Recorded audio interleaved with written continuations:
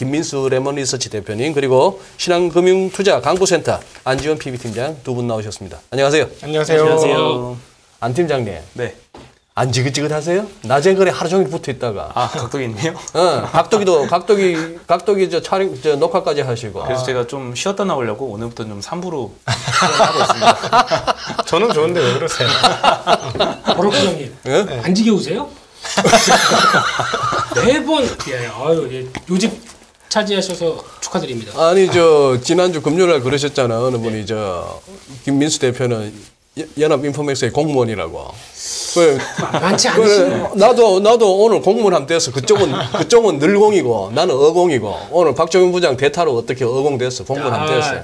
예, 축하드립니다. 그럼 무궁한 발전이 있으실 기원하십니다. 네. 아니 안 팀장님 그 준비하신 내용 듣기 전에 아까 네. 아미님이 그러셨는데 환율 최고점 경신하고 이러고 있는 와중에 네. 어떻게 외인들은 그래도 순매수를 보여요. 이 현상을 어떻게 설명할 수 있느냐고 여쭈시던데. 이게 뭐 설명을 하려고 해야 되는 건 아닌 것 같고요. 네. 그런데 네. 일단 지난주까지 보게 되면 저희가 3주 연속으로 그 한국의 주식형 자금은 유입입니다. 펀드 유입. 외국인들 3조 이상 샀죠. 한 달 네. 동안 보면. 네. 그래서 그게 기반이 깔리는데 금액이 많지는 않습니다. 지난주 보니까 3억 달러면은 뭐 4천억? 뭐 네. 왔다 갔다 하는 정도. 근데 외국인 입장에서 보면은 벌써 저희 공매도 공격적으로 들어오기 시작한 게 이제 2년째지 않습니까? 예. 네. 2020년 말에 삼성전자 그 고점 만들고 나오면서부터 계속 매도했으니까. 그러다 보니까 여기서 나오는 게 일단 포지션 변화도 좀 필요할 것 같고 그런 쪽에서 일단 지금 신규 매수를 하고 생각 안 합니다.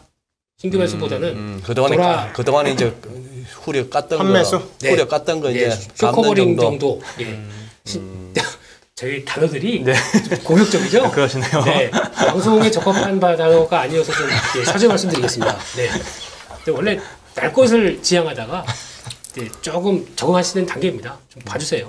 네. 우리 시청자분들 그러면 굉장히 오해하시겠는데 우리 안지원 팀장 직장 생활하면 지점장님은 굉장히 인격적으로 이렇게 대해주시면서 존대하시면서 그거 하는 그러다가 이런 얘기를 들으니까 깜짝 놀라는구나라고. 아닙니다. 근데 이런 게 오히려 매력이신 것 같습니다.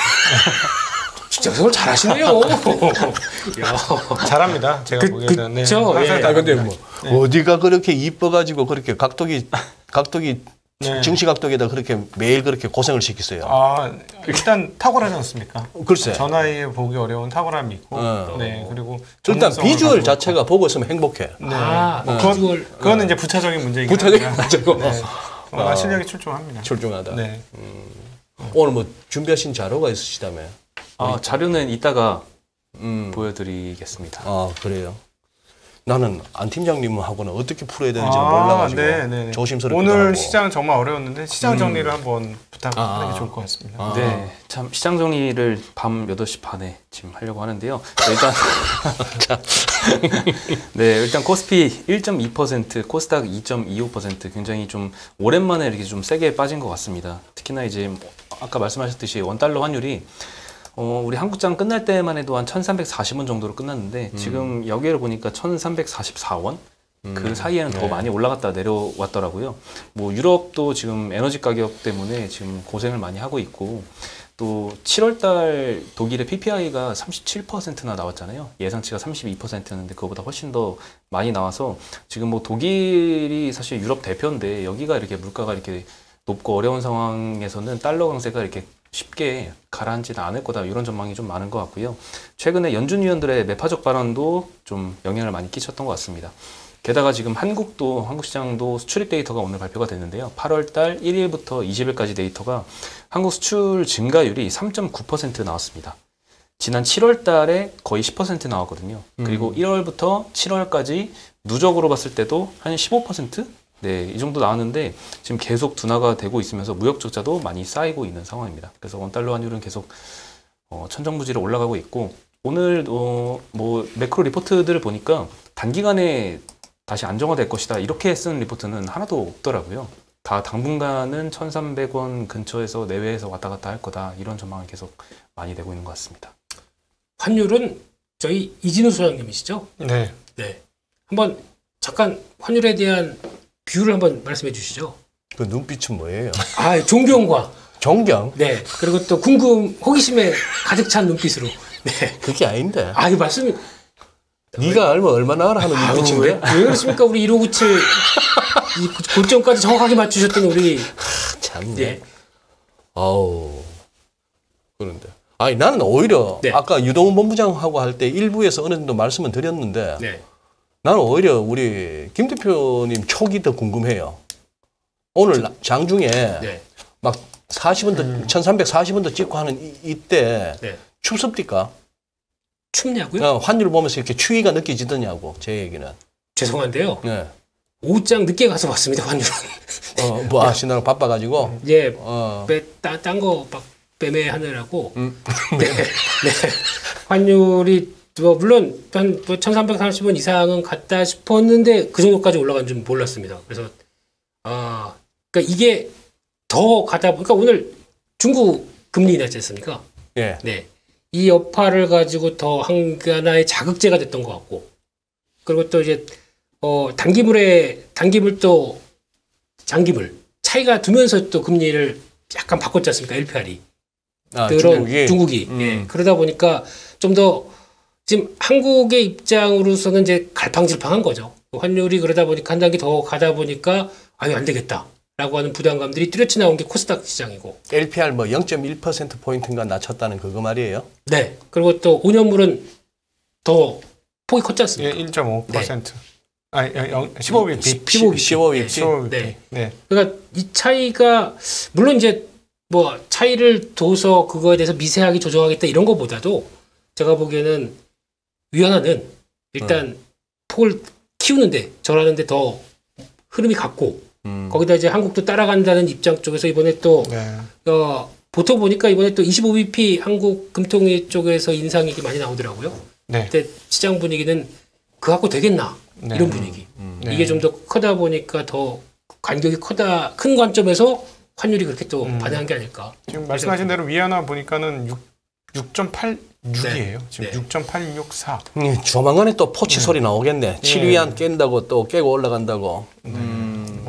하루에 0.5%가 지금 움직여버리고 방금 전에 또 유로 달러는 1대1 페러티가 지금 다시 됐죠. 예, 지금 달성되고 있습니다. 지금 현재 이 지금 시간 현재 방금 지금 네. 0.9999가 보이네요. 네. 지금 저는 인포메이션 시세표를 보는데 지금 1유로를 이제 깨겠다고. 그러니까 만약에 환율 가지고 뭔가 그렇게 없었다고 하게 되면 오늘 자리가 되게 중요하거든요. 오늘 자리가? 예, 460. 여기가 미묘한 자리인데 거기서 아마 들어올리려고 시도했을 것 같아요. 460은 뭐예요? 아, 2,460? 네. 어. 네. 근데 아마 오전장에는 들어올리려고 노력했습니다. 어떤 점에서 중요해요? 2,460이? 다 하시면서. 그 제리의 예. 그거? 예. 그 시커먼 선? 네, 시커먼 선. 예. 네. 괜찮습니다. 차티스트님께서 괜히 애써 이런저런 얘기 많이 해주셔가지고 저도 다 확인하는데, 근데 거기서 오전 같은 경우는 들어올리려고 그랬었어요. 게다가 시장 분위기 보면서 이제 외국인들 매수 아직까지 유지가 되고 그러다 보니까 막 들어올리려고 하다가 그러니까 중국 금리 인하 얘기 나오고 거기서 환율 더 벌어지니까 오전에 그냥 분봉 보면은 약간 폭포수처럼 쭉 내려가더라고요. 이게 네. 오늘의 가장 큰 환율에 못 버틸 것 같은 느낌들이 우리나라도 물론 중요하겠지만은 위안화 환율 보면서 더 그렇게 나오지 않았나 싶습니다. 우리 안 팀장님께서 PB 팀장이시잖아요. 네. 실제 오늘 같은 날 고객들은 어땠어요? 그게 이제 소위 말하는 시장 마켓 센티멘트인데. 네, 사실 제가 랩을 주로 운영하다 보니까 예. 그 일반 통화를 엄청 자주 하지는 않는데요. 네. 오랜만에 오늘 환매 고객이 한 명 있었습니다. 환매 고객. 예. 그러니까 시장이 좀 많이 물론 그분이 막 시장 공포에 질려가지고 환매를 한 건 아니지만, 네 그래도 좀 너무 지지부진한 이런 증시가 1년 넘게 지속이 되다 보니까 아무리 뭐 시장 떨어진 것 대비해서 수익률 방어가 잘 했다라고 하더라도 그래도 조금 지겨운 것 같아요. 저도 지겨운데 고객분들이라고 안 지겨울 수가 없죠. 혹시 리포트 같은 거 쓰지 않나요? 보면은 고객돈 빠져나가게 되면 뭐 자금 목적 이런 거 안 쓰나요? 요즘에 그런 건 안 쓰고요. 분기마다 쓰는 정기 리포트는 씁니다. 그러면 뭐 하려고 가시냐 뭐 이런 거 안 물어봅니까? 아, 네. 아니 네. 왜요? 막 이러면서 좀 네, 개인적인 용도 때문에. 네. 나가신다고는 하셨는데 네. 뭐 어쨌든 그거를 제외하더라도 참 재미가 없죠. 아까 방송 시작 전에 우리 지임장님 그러셨어요. 지금 이 인포맥스 라이브를 갖다 월요일을 갖다 맡으시잖아요. 근데 네. 지금 방송하신 이후로 월요일 날 저는 이틀 올랐습니다. 이틀. 그동안에 출연하신 월요일 중에 네, 이틀 올랐습니다. 장 오른 날에는 이틀 정도밖에 없었다는 네, 거예요. 월요일 날은 항상 빠지는 날이라서 정말 신기하게 요일로 보면 그렇더라고요. 그래서 그냥 월요일은 개인적으로 조금 포기하고 있는 날이에요. 하도 지금 1년 내내 그러는 것 같아요. 네. 한 2달 숨은 돌렸습니다만 네. 소위 말해서 서머랠리 무슨 뭐 베어마켓 랠리가 됐건 찐바닥을 박건 간에 그런 상황이었는데 네. 상반기에 진짜 어땠어요, 지임장님? 분위기가 1월 달이 아주 무서웠고요. 1월 달이 네, 1월 달이 사실 무서웠고 한국은 4월 달까지는 그 외엔 또 괜찮았습니다. 그러니까 4월 달까지는 저 같이 투자하는 사람들은 오히려 수익이 많이 났던 구간이었고요. 5월 달에 이제 미국에서 빠지기 시작하면서부터 이제 무섭게 5, 6월 달은 이제 인정사정 없이 빠졌죠. 1월도 인정사정 없이 빠졌고 5월, 6월이 인정사정 없이 빠졌었습니다. 예. 빠졌다고 해서 특별히 무슨 뭐 차익 실현이 됐건 손절이 됐건 그렇게 뭐 우리 개인 투자자들이 크게 뭐 대응하신 건 없잖아요. 마지막에 6월 달 마지막 순간에는 반대 매매가 좀 나왔죠. 아, 반대 예, 매매가. 반대 매매. 1월 달에도 반대 매매가 좀 있었고. 예, 예. 그래서 사실 공포는 7월 달에 좀 더 컸던 것 같아요. 그때 순매수 추이를 봐도 국내 개인 투자자 상위 종목들이 다 인버스, 곧버스 이랬습니다. 그렇죠. 아, 7월 달에 공포는 더 컸다. 네. 설마 인버스 곧버스 같은 까지는 안 하시죠? 아유, 제가 그런 거 잘 안 합니다. 잘 안 하고 어. 하려면 아예 그냥 파생으로 가죠. 네. 그것도 가만 앉아서 또 따박따박 잘못하게 되면 수수료 다 들어가는 건데 그것도. 네, 그런 거 별로 안 좋아하고요. 근데 왜 파생은 왜 손 끊으셨어요? 파생을 하게 되면 일단 정신적인 피폐함이 네, 밀려오는 게 이게 아주 큽니다. 아, 김 대표 정도의 그 업력이 있어도 정신적으로 피폐해져요. 이게 무슨 얘기냐면은 그러니까 3시 반에 끝나서 40분까지 해서 이제 마감돼서 끝나게 되면은 오늘 물론 이제 뭐 매매 결과에 따라서는 다르겠지만 거기서 내가 집중을 했는데 뭔가 탈탈 털리는 기분. 이게 번아웃 같은 게 약간 그렇죠. 공황장애 비슷한 현상들이 와요. 이게 한 올해 너무 집중해서 한 2, 3년 하게 되면은 사실은 김 대표님이 젊기는 하시지만 파생하시기만큼은 젊진 않으시죠. 그것도 체력이 있어야 2번 되는 돌려가셨네요. 네, 네. 맞습니다. 지금은 하면은 진짜 아마 체력이 못 버틸 것 같아요. 체력적으로 30대 넘어가면 트레이더는 굉장히 힘들던데 말이죠. 네. 예, 그랬네요, 보니까. 예. 그런데 이제, 만약에 파생을 한다고 하더라도 지금은 예전처럼 짧게 못하죠. 약간 포지션 잡아가면서 해야 되겠죠. 뭐, 옵션도 뭐, 이제 스트랭글 두고, 거기다가 이제 방향성 가미하면서, 그러니까 외가 중심으로 같이 가미하면서 움직이는 이런 포지션으로만 가야 될 것 같고, 지금은 잘못하게 되면은, 그러니까 이러다가 갑자기 또 이거 다 무너뜨리고 이제 한 방향으로 네이키드로 올인 막 이럴까봐 이제 그게 걱정이죠. 네. 네. 아니 스트랭글이 됐건 스트레들이 됐건 푸스로도 거셨어? 옛날에? 제가 아주 큰 수익은 푸스로다. 와. 네. 그때 제 회사에 있을 때는 이름이 김민푸시였어요. 저 놈이 풋 들어가면 얘기해라. 꼭 뭐 이렇게 포지션 같이. 아니 네이키드 푸시 아니고 그 합성어로 푸스를 했다고? 아니요, 그냥 네이키드로. 네이키드요? 네. 방향 보다가 이거는 이제 보통 보면 한 방향으로 갈 때 네. 징후가 나오는데 예.2, 한국은 징후 나올 때 한 2, 3개월 걸립니다. 갈 듯 말 듯 하면서 다시 반등하고 하다가 거기서 무너질 때가 이제 본격적인 흐름인데 저희가 하방을 본다고 하더라도 거기서 다 무너져 버려요. 옵션은 또 한 달마다 다 만길이 나오다 보니까 그걸 또 방향성은 맞춰도 한 달의 그 행보 시간에 시간이 죽어버리죠. 그렇죠. 시간같이 죽는 거 보면은 잘 안 미기주지. 예. 세타가 거의 뭐 완전히 한 일주일 만에 완전히 꺾이는 거 나오고 보면은 이거는 그러다가 이제 한 두어 번 큰 포선에 보고 마지막에서 이제 커지는 게 이제 옵션이다 보니까 그렇습니다. 그냥 오래 살려면 옵션 하지 마십시오. 파생 안 하신 게 결론은 일반인들은 가능하면 옵션 하지 말아라. 네. 네. 구조하는 데만 1년 걸립니다. 그동안에 같이 방송해 보니까 방송하랴 매매하랴 정신을 해서 살면서도 뭐 이렇게 종목 위주로 하다 보니까 나는 애국자인 줄 알았어요. 뭐든지 우리나라 잘 되고 기업들 잘 되고 하는 중간. 근데 옛날에 파생할 때는 어지간하면 푸스로 먹었다고? 나쁜 사람이네. 그게 왜 나쁩니까? 외국인들이 가져갈 거를 제가 다시 좀 챙겨놔서. 큰 손이셨구나. 엄청 알았어요. 외국인하고 결혼은 큰 손이셨는데. 그건 아니고요. 예, 그냥 너무 아깝지 않습니까? 국부 유출되는 게. 되는 게. 예. 네. 근데 이거는 뭔 얘기입니까? 은행이 예대금리차 공시제도 한다는 거는 뭔 얘기입니까? 그거는 이제 최근에 정부에서 예. 요구를 해가지고 은행들이 이제 이 금리 상승기에 다들 고통스러운 와중에 돈잔치 벌인다 이런 비판적인 논조의 기사들이 많았잖아요. 네. 그래서 정부가 이제 예대금리 차가 얼마나 나는지 공시를 해라 모든 은행들이. 그래서 뭐 인터넷 은행부터 지방은행부터 시중은행부터 전부 다 공시를 했습니다. 네. 공시. 자료를 한번 보여주시면요. 네. 저도 좀 생각지도 못했던 부분이 있었는데 일단 1위 예대금리차 가장 많이 났던 건 토스뱅크입니다. 예대금리차가 5.6% 나왔고요.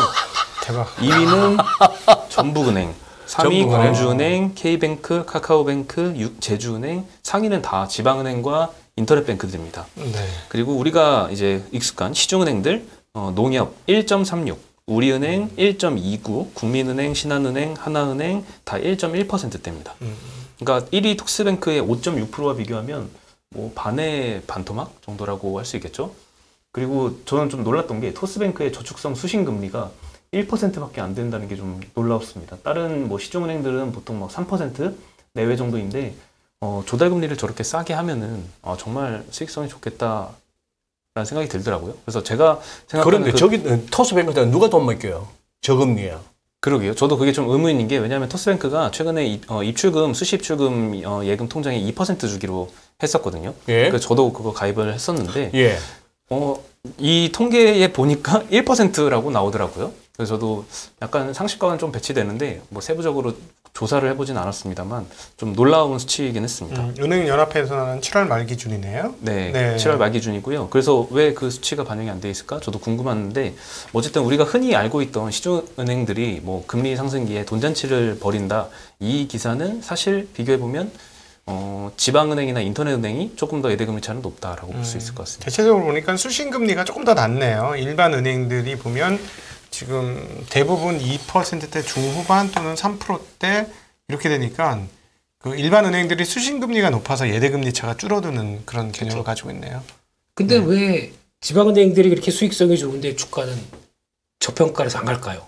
그러게요. 왜냐하면 은행 같은 경우에는 이제 예대금리 차가 동의를 하더라도 네. 대출 채권이 너무 한 지역에만 이제 의존적이잖아요. 그래서 좀 경기에도 굉장히 민감하고 예를 들면 경남 지역이면 뭐 조선 업체에 대한 이 리스크가 좀 많이 포진이 돼 있다거나 이런 케이스 때문에 옛날부터 사실 조금 멀티플을 조금 시중은행 대비해서 낮게 받았죠. 그래서 작년도 은행주 중에 제일 1위는 지금 수신금리 높다고 나오는 JB 금융지주가 네. 그쪽 금융지주 중에서 주가 가장 많이 올랐습니다. 그렇죠. 네. 원래 제주은행 아니었네? 제주은행. 전북은행, 광주은행. 제주은행 인수된다 그러면서. 그건 신한지주. 신한지주 재인수됐고요. 제주는. 그게 또 다른 데로 인수한다 그러면서. 네. 예, 가끔씩 번쩍번쩍 올라가는 게 네네. 제주은행이긴 한데. 예, 맞아요. 네. 아니 근데 아까 보여주신 자료에 전북은행은 대출금리 7.72로 나오고 저 아래쪽에 또 농협 같은 경우는 3.9%인데 어떻게 같은 시중은행이 저렇게 차이가 나요, 대출금리가?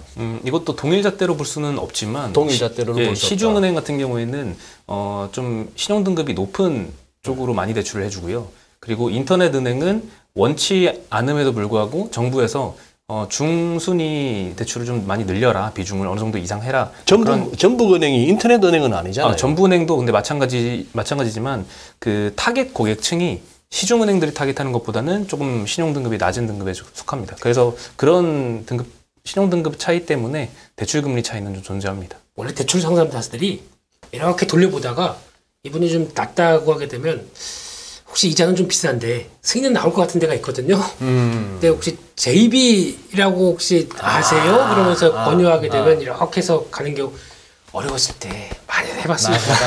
많이 해봤어. 그러면 그러면 김 대표 예를 들어 예. 지금 이런 표로 봤을 때 제일 센 데가 JB네. 네. 그래 이제 그 상담사한테 얘기 듣고 자기들은 못 해줄 거니까 네. 여기 가서 한번 찔러나 보셔 해가지고 그러니까 이게 또 가서 브로커리지 다 연결. 그렇지. 가서 네. 거기서 또 퇴짜 맞았어. 그 다음은 어디 가야 돼 그러면? 그러면 이제 또 카드 쫙 꺼내서 카드 쫙 꺼내서. 네. 어. 자 여기서 이제 슬프네 갑자기 이제 결제 일자 이렇게 쭉 해서 좀 나눠가지고 카드로 이제 땡겨다가 이제 돌려 막는 이제 과정이 나오는 거죠. 그 카드론보다 조금 전 단계에 그 저축은행이요? 대부업체가 있습니다. 거기 가면 안 됩니다. 거기는 근데 이제 법적인 한도 내에서 영업하는 대부업체는 지금 한도가 20%거든요. 금리가. 경험이 있는 것 같아. 아유 거기 가면 안 됩니다. 왜냐면은 의뢰하는 순간 조회하잖아요. 아, 그럼 시행대금이 확 떨어집니다. 물론 가면 안 되지만 네. 근데 실제로 거기에 그 대출을 받으려고 하는 사람의 10분의 1밖에 실제 대출을 못 받습니다. 그건 그래요. 그 정도로 초과 수요 상태거든요. 그러니까 거기는 막 빠지고. 그러니까 일단은 모르겠습니다. 요즘은 진짜 막바지는 그 장첸이한테 가는 거 아니야?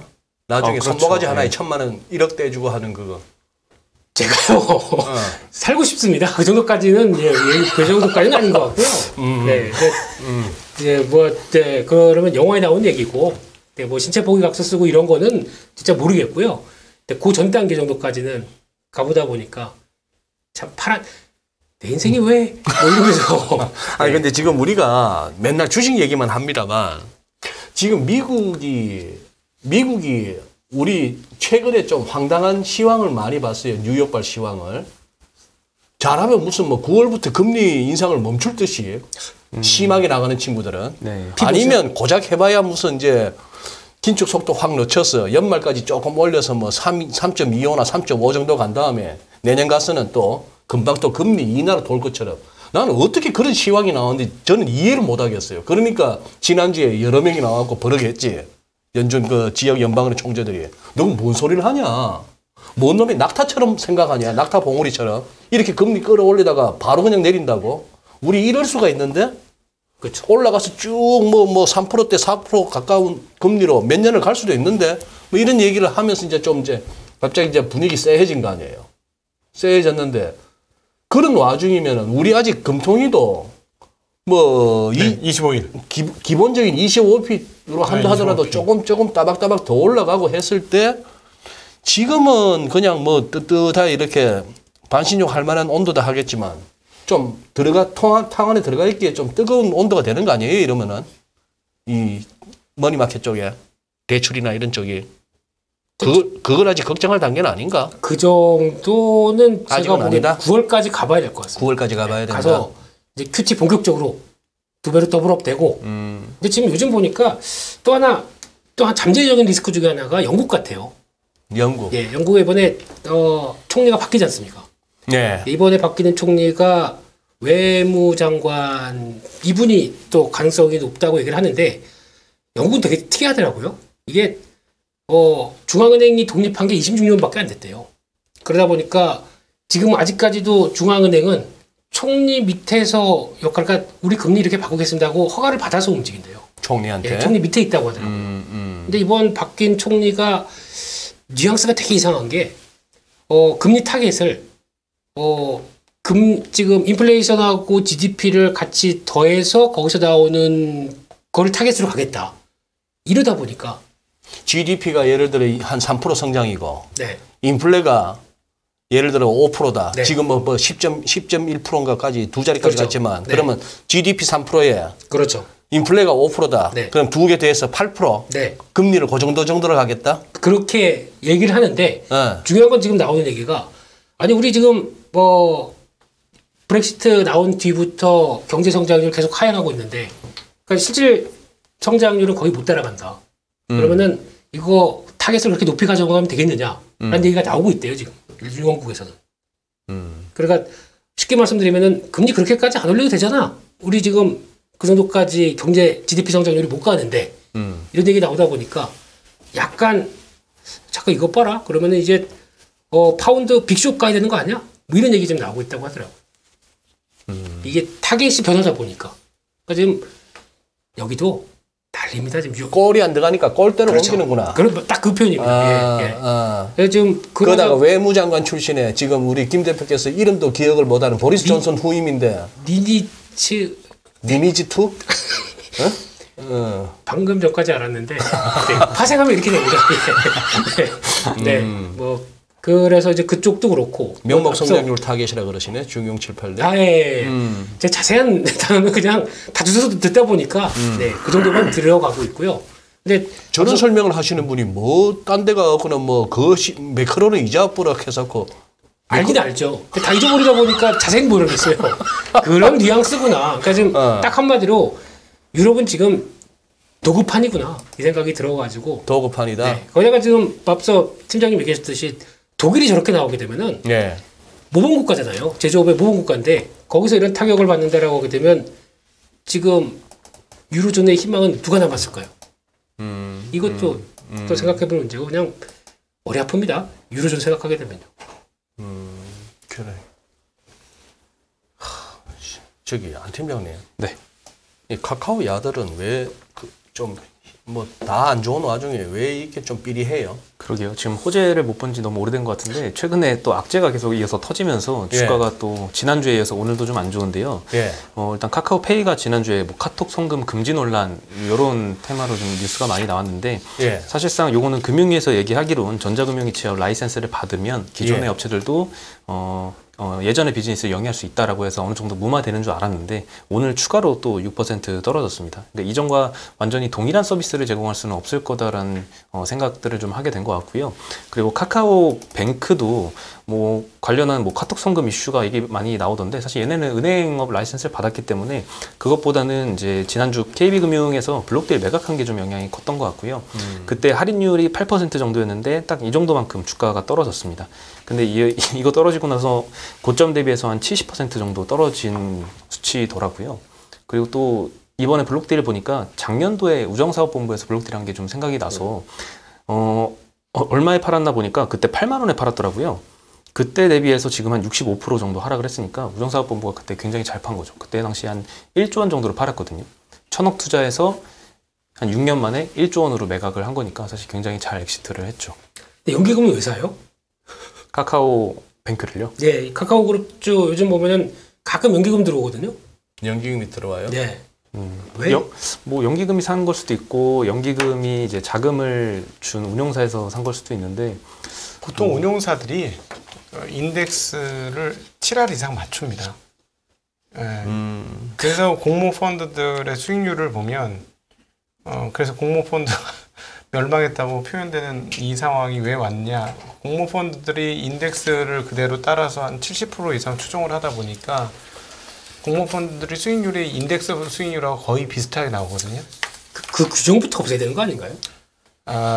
좀 자율성을 좀 줘야 될 필요가 있을 것 같아요. 왜냐하면 지금 ETF로 모든 걸 다 넘긴 거는 개인들한테 각자 도생하라고 한 거. 너희들이 잘 선택해서 해라. 근데 사실 전문 투자자가 잘해주면 좋은데 지금 전문 투자자에 대한 신뢰성도 깨지고 다 이랬던 과정들이 중요한 포인트 중에 하나가 큰 자금들이 펀드들한테 돈을 맡길 때 야, 너희 벤치마크 대비 어느 정도 자꾸 이렇게 하다 보니까 벤치마크로 수렴을 하는 그래서 거의 인덱스와 똑같아지는 액티브 펀드가 액티브 펀드의 특징이 없어지는 상황이 벌어진 거죠.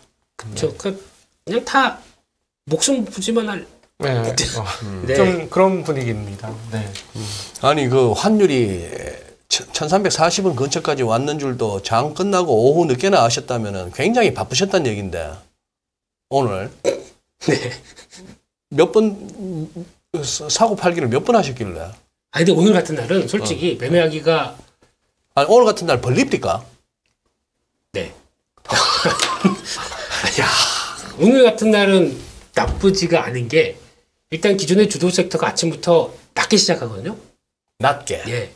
오늘 제 기억으로는 아침에 오전에 현금 다 썼어요. 보이는 제가 괜찮아 보이는 종목들 다 사다 보니까.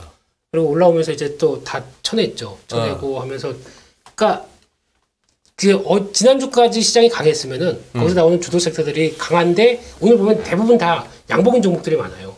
그래서 얘기는 아침부터 개파락으로 시작하게 했으면 다 고개를 든다는 얘기죠. 그 폭들을 일단 한번 오전에 싹 좀 챙길 거 챙기고 그래 봐야 뭐 푸들이 네, 그런 입장이긴 하겠지만 네, 하고 그다음에 오후장에서는 이제 그렇게 갔던 종목들이 보면은 이제 또 1시 넘어가게 되면 이제 시장 꺾이지 않습니까? 꺾이는데 거기서도 같이 꺾이다가 한 2시 넘어가게 되면 자생적으로 혼자 올라간 종목들이 나와요. 너무 우리 이승희 아나운서한테 해야 될 얘기들인데 이런 게. 아니 우리 김우정님 그러셔 지금 오늘 시초가에 갭 하락해서 1시간 오르고 다시 떨어졌던데 그걸 먹다니.